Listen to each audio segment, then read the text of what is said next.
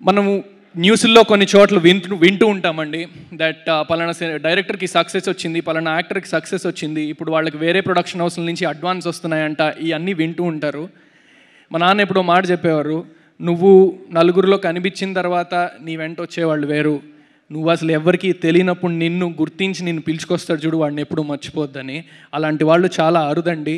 మారుతి గారు ఇలాంటి వాళ్ళు, ఎస్కేఎన్ గారు కానీ, మొన్న లిటిల్ హార్ట్స్ నాకు ఆ సినిమా ప్రొడ్యూసర్ బన్నీవాస్ గారు కానీ, ఇలాంటి వాళ్ళు నిజంగా చాలా అరుదండి.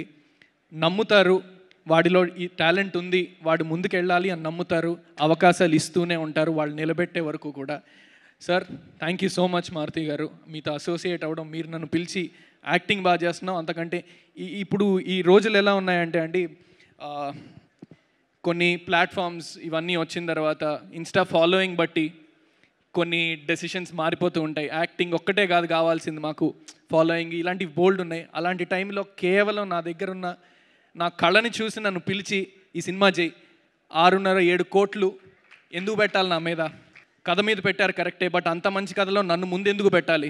పోస్టర్ మీద నా ఫేస్ ఎందుకు ఉండాలి?